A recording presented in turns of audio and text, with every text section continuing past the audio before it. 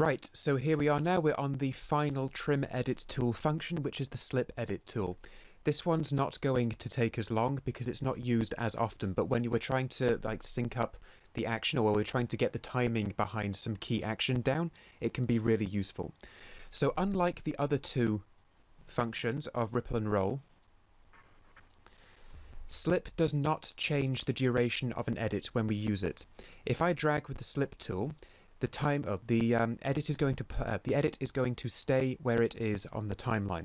Yeah, but the part of the rush used in that edit will change. So think of it like this: I can open any edit up that I have in the timeline in the source viewer simply by double left clicking on it. So if I move things around, you can see how the in and out points up here in the source viewer will change based on what I do down here. Yeah, so with the roll I move either the in or the out. However, with the slip, look what happens. If I drag to the right, I'm actually wholesale moving the in and the out of that edit around on the rush, but they're staying still on the timeline. So using the slip edit tool, I can say, you know what, that edit is the right duration, it's in the right place. However, what I need from it is for it to use a different part of my rush, and I can drag to the left to use an earlier part of the rush, or I can drag to the right to use a later part. So let's say I want to get the timing right, just so, on this transition here. And I've changed my original timing that was pretty good, so now it's a little bit late, yeah? So what I want is to use an earlier part of this edit. So I'm going to click on this clip, and I use the slip tool by clicking in the center of a clip. It cannot be close to an edit point, otherwise it becomes ripple or roll. So the trim edit tools are all contextual. So I click in the center of the clip, and then I drag around. Now, when I am dragging with the slip edit tool, my viewer splits into 4. On the upper left, I have the first frame of the clip that I am clicking and dragging on, the first frame of the clip that I am currently slipping. Yeah. On the upper right, I have the last frame of the edit, the clip that I am currently slipping. And on the lower right, I have the first frame of the clip next to this clip in the edit. I have the first frame of the next edit along, and on the lower left, I have the final frame of the previous edit. So if I put a clip over here on the other side, what you would then see is the last frame of the previous edit on the lower left and the first frame of the next edit on the lower right.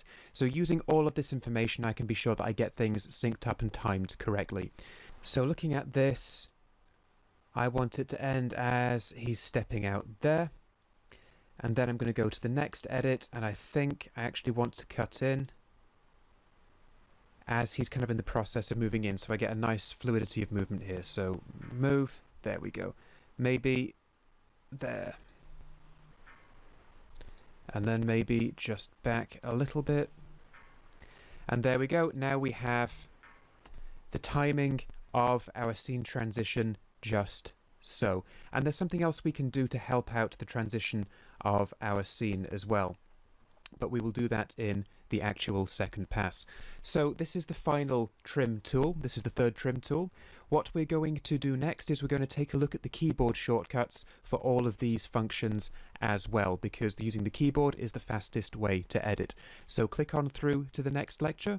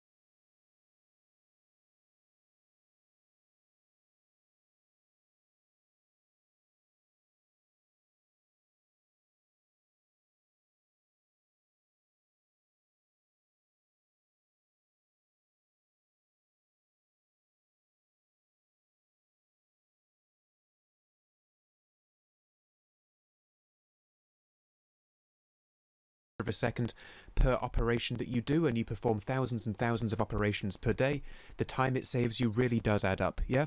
It might seem like showing off, it might seem a little retentive at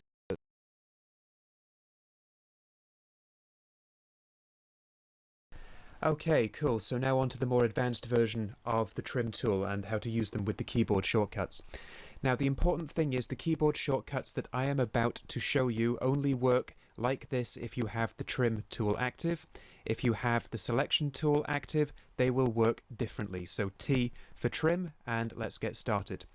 So once you really get into the advanced use of NLE software, keyboard shortcuts save you a large amount of time.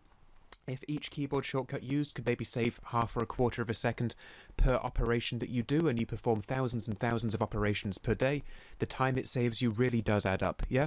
It might seem like showing off, it might seem a little retentive at first, but I really encourage you, do put the time in, get fluent with keyboard shortcuts, okay? It will make you a much faster, more efficient editor.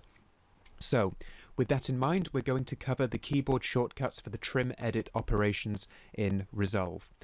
So first I want to be able to move my playhead around with the keyboard. That is that the down arrow jumps to the next edit point, the up arrow jumps to the previous edit point. The right key will move me forward by 1 frame, the left key will move me backwards by 1 frame. If I hold Shift and hit right, I will move forwards by 1 full second, and if I hold Shift and hit left, I will move backwards by 1 full second. Now, moving the playhead around like this has its uses, but for now we're actually going to use a much better shortcut to quickly select the edit point closest to the playhead, and that is the letter V. V automatically selects the nearest edit point to the playhead and then moves the playhead to that point. So I hit V and boom, it's jumped here and it's selected the edit point, and I can jump right in, I can zoom in and see that it's selected the edit point. So this has now selected this edit point, however, it has selected the left part of the edit point. We have 3 possible selections we can make when we work with an edit point. We can work with the clip on the left, we can work with the clip on the right, or we can work with both of them. If I select either the left or the right, then the keyboard shortcuts I'm about to show you will perform a ripple edit. And if I select both at the same time, they will perform a rolling edit. We will talk about slip a little bit later. So there's a keyboard shortcut to cycle through which parts of the edit point I can work with, and that is the letter U. If I hit U,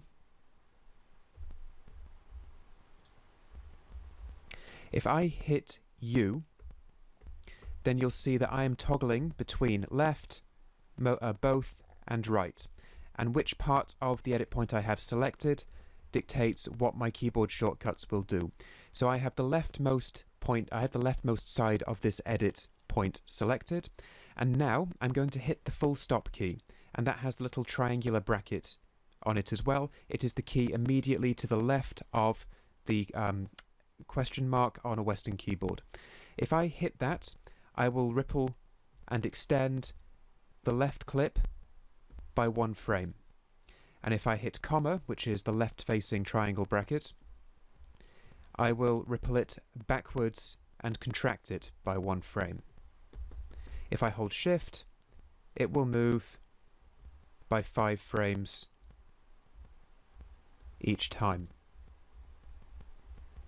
So I can use the keyboard to make very precise and accurate ripple and roll edits. If I hit U and I select this edit point and have both sides selected, the exact same keyboard shortcut will now roll to the left or to the right by 1 or 5 frames at once.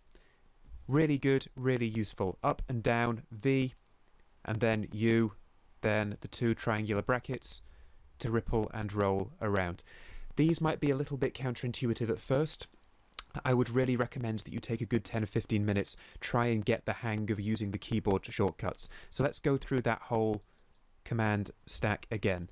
I'm going to move my playhead around, V, I want to ripple the leftmost clip, U, right bracket, ripple that clip. Then I can go backwards, I can go, okay, U, I want to roll. Need to keep me going. Oops, I want to roll this one. Okay. So that's how we ripple and roll using the keyboard. Now the last one, And we do that with the keyboard shortcut Shift and V. That will select the nearest clip or the nearest gap. So now that we have this selected and the trim tool active, our triangular bracket keys, the full stop and the comma, will allow us to roll, will slip forwards or backwards by 1 frame or by 5 frames at a time. So there I can see that, and then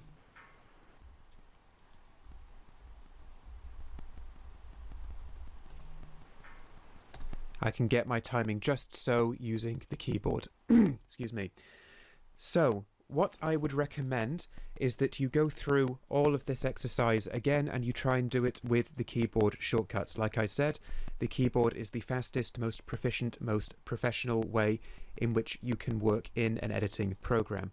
So put some practice time into this and then go ahead and click on to the next lecture once you're ready.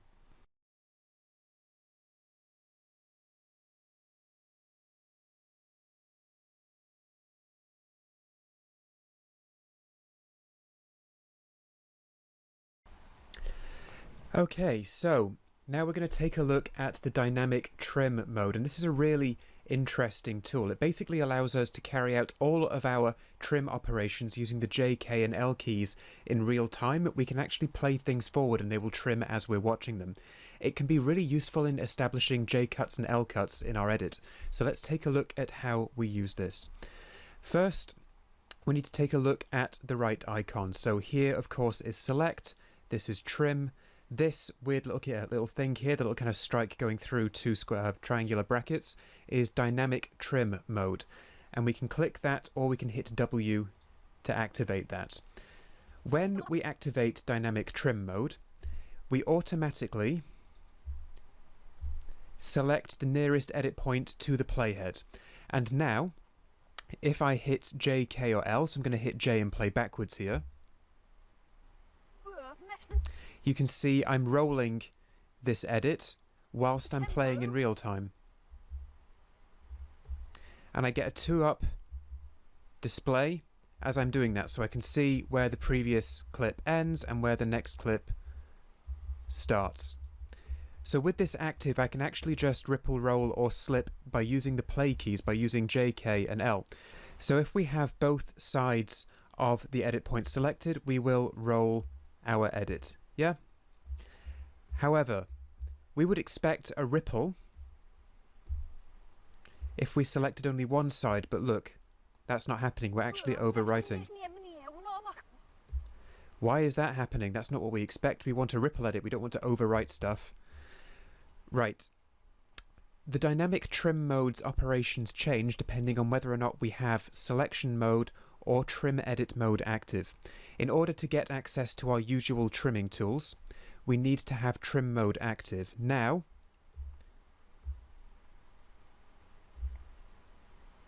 I'm performing a standard ripple edit, so we need to have T, we need to have trim edit mode active as well as W, as well as dynamic trim mode active in order to ripple edit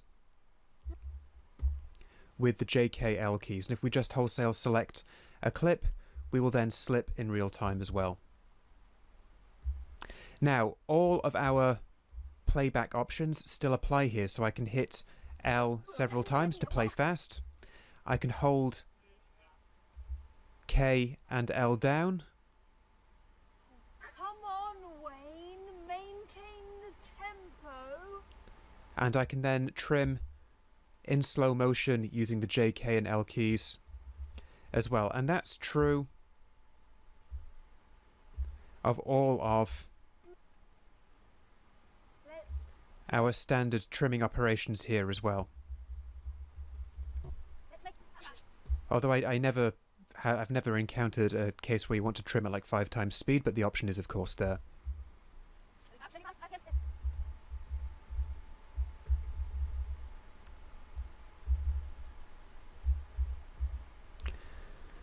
And then when we're done, we hit W again. Tempo. Let's make that flabbiness fabulous. And we've got a really nicely timed edit there as well.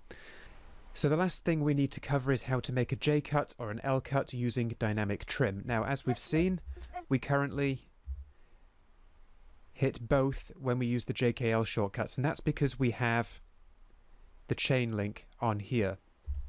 When we have the chain link deactivated, if we hit Control Shift and L and deactivate linked selection, the V key is only going to select the video edit point. It's not going to select the audio. And then we can roll.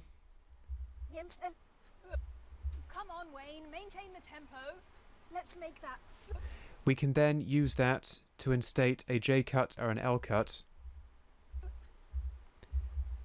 in real time. And making J-cuts and L-cuts in real time is a really nice way to do it, because we actually get to see how it really looks. It kind of eliminates a bit of the guesswork in making cuts this way.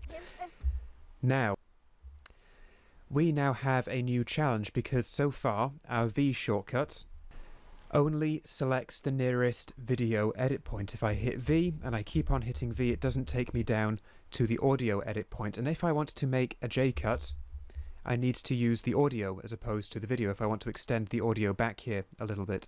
So how do we do this? Well, we've got two more keyboard shortcuts to cover.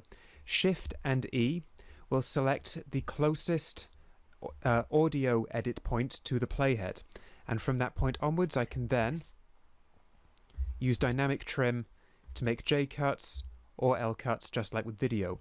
If I want to specifically choose the video edit points, then Alt and E will do that as well. V is meant to choose just the closest edit point to the playhead, and that will do that either with audio or with video, but you know, when we're doing a second pass, most audio and video edit points are synced up together, so that's not that useful. Instead, what we want to start using is Shift and E for audio, Alt and E for video. And then we can start using Come on, Wayne, maintain the tempo. our keyboard shortcuts, our J, K and L shortcuts, to start making J and L cuts in real time. So that's the dynamic trim mode. Remember, in order for it to properly trim the way you understand trimming, you have to also have trim edit mode available as well, or activated as well. So now we've covered all of our kind of trimming tools, we're going to talk about the inspector next, which is how we zoom in on clips, how we can control effects we apply to them, and all that good stuff. And then after that, we're going to talk a bit about retiming and speed curves, or speed ramps as we call them. So click on through to the next lecture.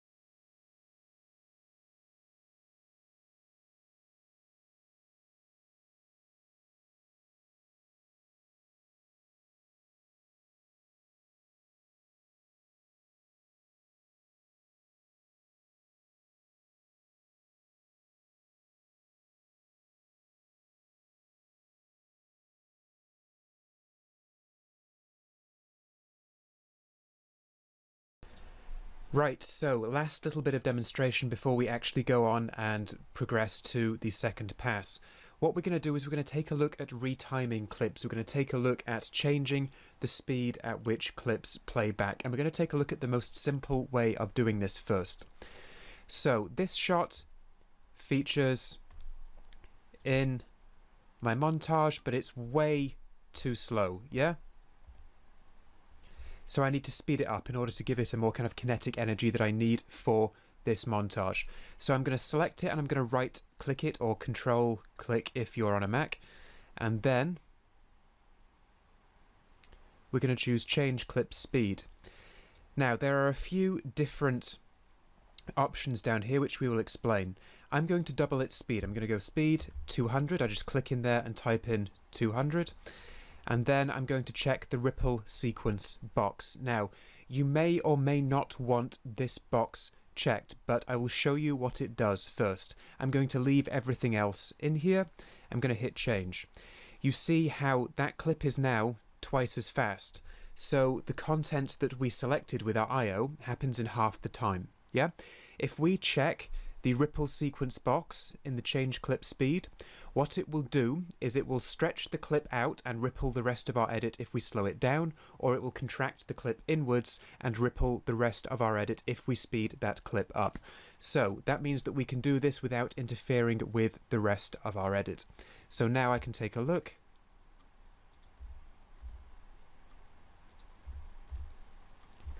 And now we've got a nice little kinetic, kind of very fast cut here. So I might go into that and I might just expand it out just a little bit. Give it a little bit of breathing room. Cool. And that's pretty much perfect for that cut there. So that's the most basic way. Excuse me. That's the most basic method of speeding a clip up. Now, what we want to do here is we want to speed up this whip pan. Or do we? Let's take a look. In fact, that's pretty good. Okay, fine. We'll leave that as it is. But just for the sake of going through this demonstration, we're going to take a look at how to introduce a speed ramp. So right-click and change clip speed. That's the most basic way of changing the speed of a clip, but we can have a lot more control over this. If I right-click and I choose Retime Controls, then I get this icon here that lets me change the speed and do all kinds of more interesting stuff. So if I click on this little icon down here, the arrow by the 100%, because by default everything is at 100% of its original speed, obviously, we can go change to speed. I can go 100 and it will automatically trim it down. If I have the trim mode active when I make this change, it will ripple the rest of my edit. So I need to be careful. I need to think about whether or not I have just standard select mode active or if I have trim mode active. So I can go into trim mode and go, right, change speed, 150. Yeah? Now obviously there's dialogue in here. Oh no, there isn't. Now obviously speeding that up looks a bit weird, but all I really want is to speed up the whip pad at the end. So we do this by introducing a speed point. So here is where we want things to begin to speed up. Now speed points take a little bit of getting your head around, so we'll just go through it very slowly, and again just take some time out to practice with this afterwards. So I want to add a point in this clip where things speed up. I don't want to cut it and then speed up the next, like a split clip. I just want to do it all in the space of a single edit. I'm going to click the arrow down here and I'm going to choose Add Speed Point. Now a speed point is a point of control on our edit that allows us to change all kinds of things about the speed of our clip. I can drag a speed point down and then everything that happens before it, well, I can drag a speed point to the left, I should say, and then everything that happens before it will speed up. I can drag it to the right and then everything that happens to the left will slow down. Basically what it's doing is it's taking everything, all of the footage, all of the movement in here, and it's either speeding it up to fit into a smaller time frame or stretching it out to fit into a longer edit, if that makes sense. But I don't want to do that. What I want to do is I want to go to the next segment, and notice now we have a 100% on the left hand side of the speed point and another 100% on the right hand side of the speed point. Yeah, I want to click that, go to change speed, and I'm going to go to about 150%. Now only everything on the right hand side of that speed point is sped up, and this is what we call a speed ramp. This is when we make a clip suddenly speed up or slow down depending on the effect we want, and that will now speed up only the whip pan. And now we have a much nicer, more kinetic, more exaggerated whip pan away from this shot. Yeah. Now I might need to increase the speed of this a little bit further. Cool. And then I will just ripple this out. Again, just give it a little bit of breathing room. And now we have a nice little kinetic whip pan. What I might end up doing is adding a bit of blur to this later on. In fact, no, never mind. This will be fine because we can fix that. And the transition between the two will look much better in the grade as well.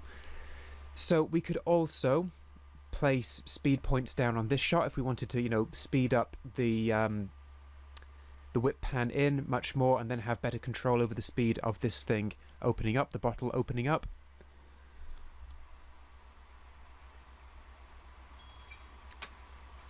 And then we just need to go through and we need to add our little zoom in and we need to add our kind of speed ramp throughout the entire kind of montage sequence. When we go into the proper second pass in the next lecture, we will do precisely that. So speed points take a little bit of getting used to. If you want to move the speed point itself, drag the lower handle. If you want to move kind of the frame the speed point is referencing, drag the upper handle. And then we can use these over here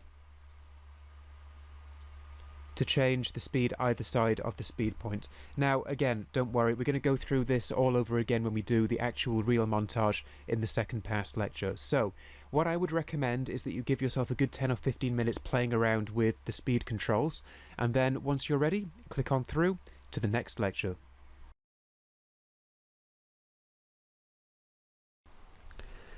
Okay, so we've covered all of our trimming tools. The next thing we need to take a look at is the inspector, because the inspector is going to be vitally important in how we handle the montage elements, the little things where we have to zoom in and speed up.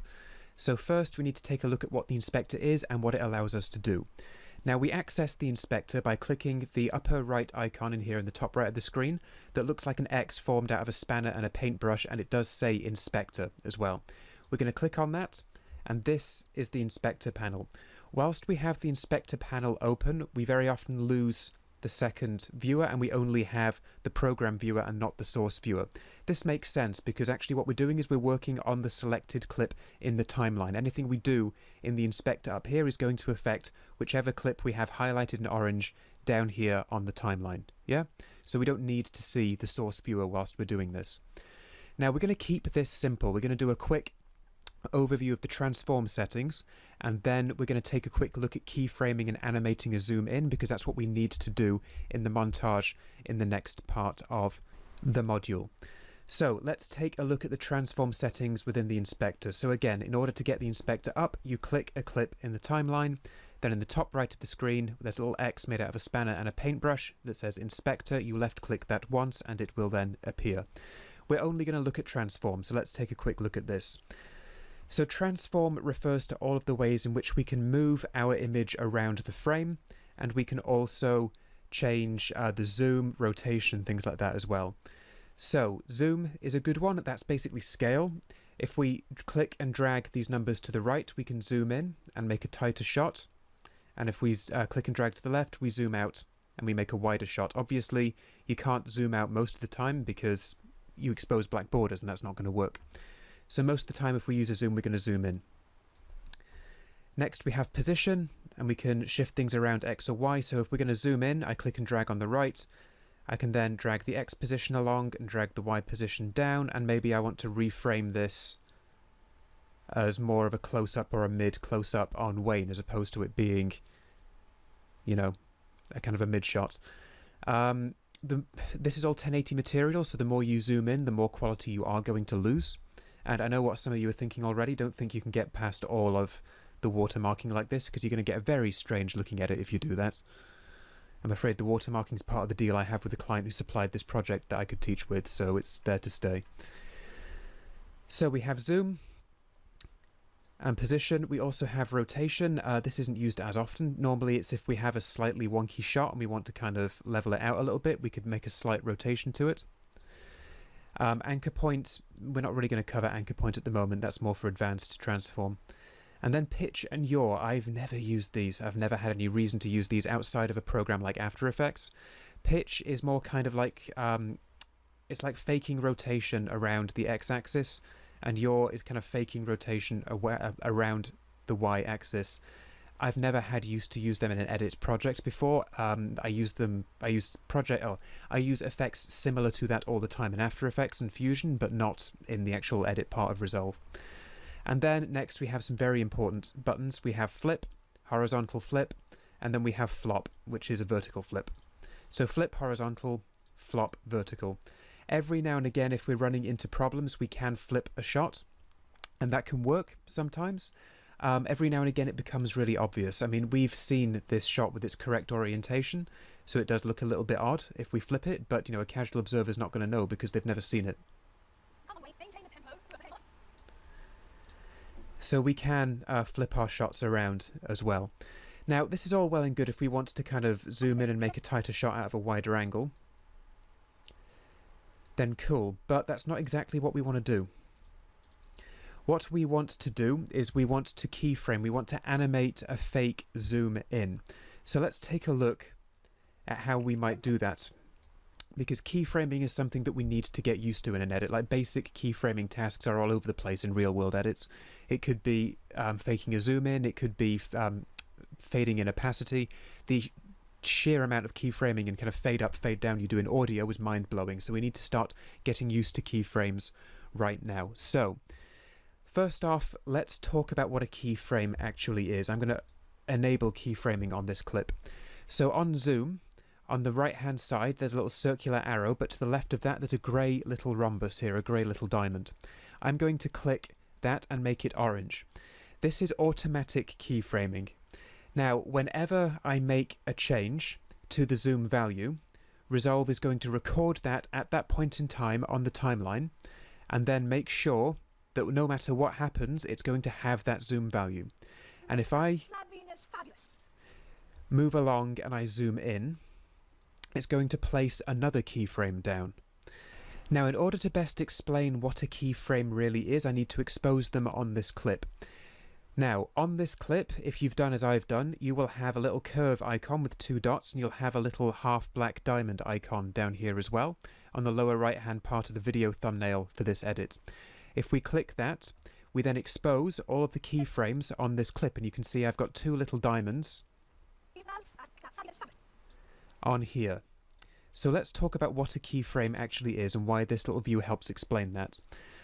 A keyframe is a marker on my timeline that states that at that particular point in time, a specific attribute value must have a specified value that I assign.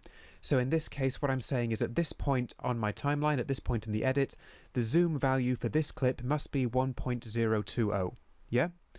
I then move along and we can see that we're pulling in, because I've placed another keyframe down here that says, well, actually at this point in the timeline, my zoom value must be 1.330.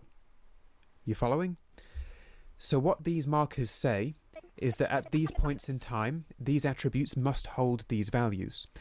Now, if we place 2 keyframes down with different values, what we get is animation, because Resolve has to go from one value to the next, and all animation in this context really is values changing over time, right? If we want to move text or zoom in or rotate, all that's happening is that values are changing over time. It's more complicated than that in hand-drawn animation, but that's not what this course is about, and I'm not a hand animator, believe me. Wish I was, but I'm not. Let's make that flabbiness fabulous. So what you can see here is what we call interpolation. That's when we go from one value to the next and we work out all of the values in between. So imagine I'm at, actually let's just put this right. Let's say I go from 1 to 2.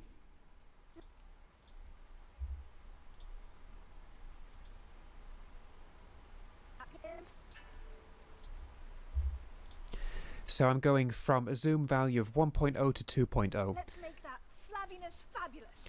And what's happening, every single frame Make that flabbiness fabulous. between the two is that Resolve is working out where it should be. If it's going to change from one value to the next at a standard rate, what we call linear interpolation, which means that we go from one value to the next at a constant speed, then Resolve is going to zoom in at a constant speed up until the point where it reaches the next keyframe. And after that, there are no more keyframes, so it's going to stay like this. Yeah? We're going to use this technique to make the little zoom ins on our montage segment, and then we're also going to do some retiming as well. Now, don't worry if this seems a little bit odd at first, it comes with practice. Have a play around with making a zoom in on a clip on one of your practice timelines. Give that a good 5 or 10 minutes of practice to get a feel for it, and then click on through to the next lecture once you're ready.